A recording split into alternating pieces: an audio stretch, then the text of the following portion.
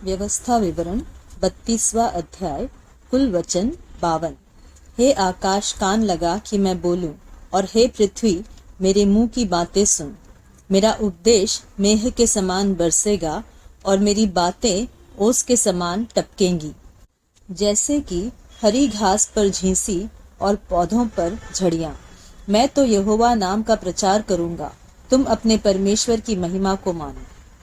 वह चट्टान है, उसका नाम खरा है, और उसकी सारी गति न्याय की है। वह सच्चा ईश्वर है, उसमें कुटिलता नहीं। वह धर्मी और सीधा है, परंतु इसी जाति के लोग टेढ़े और तिरछे हैं। ये बिगड़ गए, ये उसके पुत्र नहीं, यह उनका कलंक है। हे मूढ़ और निर्बुद्धि लोगों, क्या तुम यहोवा को यह बदला देते हो? क्या यह तेरा पिता नहीं है जिसने तुझको मोल लिया है? उसने तुझको बनाया और स्थिर भी किया है। प्राचीन काल के दिनों को स्मरण करो, पीढ़ी पीढ़ी के वर्षों को विचारो। अपने बाप से पूछो और वह तुमको बताएगा। अपने वृद्ध लोगों से प्रश्न करो और वे तुझसे कह देंगे। जब परम प्रधान ने एक एक जाति को निज निज भाग बांट दिया और आदमियों को अलग अलग बसाया, तब उसने देश देश के लोगों की सीमाएं इस्राएलियों की गिनती के अनुसार ठहराई। क्योंकि यहोवा का अंश उसकी प्रजा है, याकूब उसका नपा हुआ निज भाग है।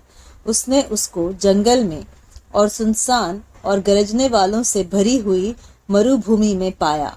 उसने उसके चारों ओर रहकर उसकी रक्षा की और अपनी आंख की पुतली के समान उसकी सुधि रखी।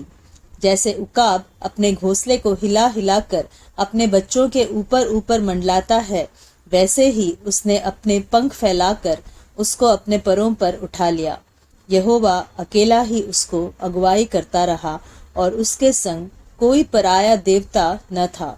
उसने उसको पृथ्वी के ऊंचे ऊंचे स्थानों पर सवार कराया और उसको खेतों की उपज खिलाई।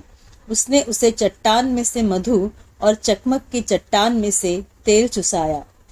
गायों का दही और भेड़ बकरियों का दूध, मेमनों की चर्बी, बकरे और बाशान की जाति के मेढ़े और गेहूं का उत्तम से उत्तम आटा भी, और तू दाखरस का मधु पिया करता था।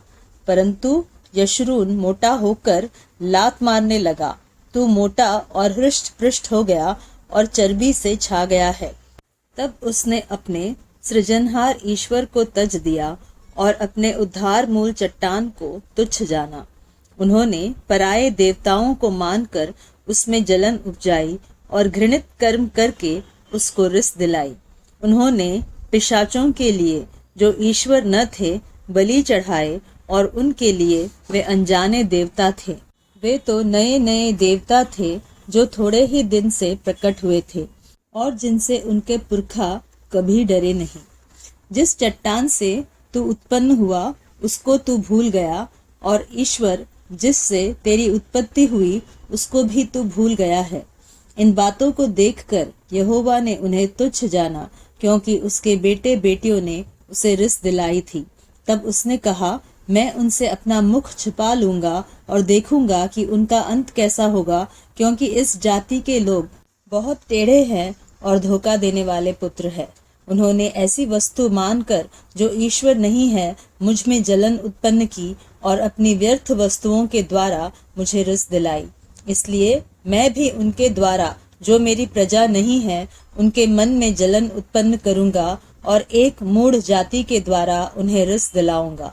क्योंकि मेरे कोप की आग भड़क उठी है जो पाताल की तह तक जलती जाएगी, और पृथ्वी अपनी उपज समेत भस्म हो जाएगी और पहाड़ों की नींवों में भी आग लगा देगी। मैं उन पर विपत्ति भेजूंगा और उन पर मैं अपने सब तीरों को छोड़ूंगा। वे भूख से दुबले हो जाएंगे और अंगारों से और कठिन महारोगों से ग्रसित हो जाएंगे। और मैं उन पर पशुओं के दांत लगवाऊंगा और धूली पर रेंगने वाले सर्पों का विष छोड़ दूंगा। बाहर वे तलवार से मरेंगे और कोठरियों के भीतर भय से। क्या कुंवारे और क्या कुंवारियां, क्या दूध पीता हुआ बच्चा और क्या पक्के बाल वाले, सब इसी प्रकार बर्बाद होंगे। मैंने कहा था कि मैं उनको दूर दूर तक तितर बितर करूंगा और मनुष्यों में से उनका स्मरण तक मिटा डालूंगा। परंतु मुझे शत्रुओं की छेड़छाड़ का डर था, ऐसा न हो कि द्रोही इसको उल्टा समझकर यह कहने लगे, हम अपने ही बाहुबल से प्रबल हुए, और यह सब यहोवा से नहीं हुआ। यह जाति युक्तिहीन तो है और इनमें समझ है ही नहीं। भला होता कि ये बुद्धिमान होते कि इसको समझ लेते और अपने अंत का विचार करते। यदि उनकी चट्टान ही उनको न बेच देती और यहोवा उनको दूसरों के हाथ में न कर देता, तो यह कैसे हो सकता कि उनके 1000 का पीछा एक मनुष्य करता और उनके 10,000 को 2 मनुष्य भगा देते। क्योंकि जैसी हमारी चट्टान है वैसी उनकी चट्टान नहीं है, चाहे हमारे शत्रु ही क्यों न न्यायी हो। क्योंकि उनकी दाखलता सदोम की दाखलता से निकली और अमोरा की दाख की बारियों में की है। उनकी दाख विष भरी और उनके गुच्छे कड़वे हैं। उनका दाख मधु सांपों का सा विष और काले नागों का सा हलाहल है। क्या यह बात मेरे मन में संचित और मेरे भंडारों में मुहरबंद नहीं है? पलटा लेना और बदला देना मेरा ही काम है। यह उनके पांव फिसलने के समान प्रकट होगा, क्योंकि उनकी विपत्ति का दिन निकट है और जो दुख उन पर पड़ने वाले हैं वे शीघ्र आ रहे हैं। क्योंकि जब यहोवा देखेगा कि मेरी प्रजा की शक्ति जाती रही और क्या बंधुआ और क्या स्वाधीन उनमें कोई बचा नहीं रहा, तब यहोवा अपने लोगों का न्याय करेगा और अपने दासों के विषय तरस खाएगा। तब वह कहेगा, उनके देवता कहाँ है, अर्थात वह चट्टान कहाँ जिस पर उनका भरोसा था, जो उनके बलिदानों की चर्बी खाते और उनके तपावनों का दाख मधु पीते थे। वे ही उठकर तुम्हारी सहायता करे और तुम्हारी आड़ हो। इसलिए अब तुम देख लो कि मैं ही वह हूँ और मेरे संग कोई देवता नहीं। मैं ही मार डालता और मैं जिलाता भी हूँ। मैं ही घायल करता और मैं ही चंगा भी करता हूँ, और मेरे हाथ से कोई नहीं छुड़ा सकता। क्योंकि मैं अपना हाथ स्वर्ग की ओर उठाकर कहता हूँ, क्योंकि मैं अनंत काल के लिए जीवित हूँ। इसलिए यदि मैं बिजली की तलवार पर सान धर कर झलकाऊं और न्याय अपने हाथ में ले लूं, तो अपने द्रोहियों से बदला लूंगा और अपने बैरियों को बदला दूंगा। मैं अपने तीरों को लहू से मतवाला करूंगा और मेरी तलवार मांस खाएगी। वह लहू मारे हुओं और बंदियों का और वह मांस शत्रुओं के लंबे बाल वाले प्रधानों का होगा।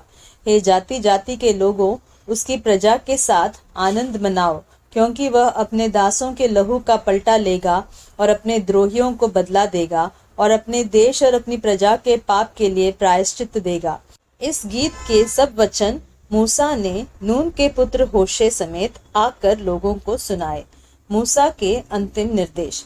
जब मूसा ये सब वचन सब इस्राएलियों से कह चुका, तब उसने उनसे कहा, जितनी बातें मैं आज तुमसे चिताकर कहता हूँ, उन सब पर अपना अपना मन लगाओ और उनके अर्थात इस व्यवस्था की सारी बातों के मानने में चौकसी करने की आज्ञा अपने बच्चों को दो। क्योंकि यह तुम्हारे लिए व्यर्थ काम नहीं, परंतु तुम्हारा जीवन ही है, और ऐसा करने से उस देश में तुम्हारी आयु के दिन बहुत होंगे, जिसके अधिकारी होने को तुम यरदन पार जा रहे हो। फिर उसी दिन यहोवा ने मूसा से कहा, उस अबारीम पहाड़ की नबो नामक चोटी पर, जो मोआब देश में यरीहो के सामने है, चढ़कर कनान देश, जिसे मैं इस्राएलियों की निज भूमि कर देता हूँ, उसको देख ले। तब जैसे तेरा भाई हारून होर पहाड़ पर मरकर अपने लोगों में मिल गया, वैसा ही तू इस पहाड़ पर चढ़कर मर जाएगा और अपने लोगों में मिल जाएगा।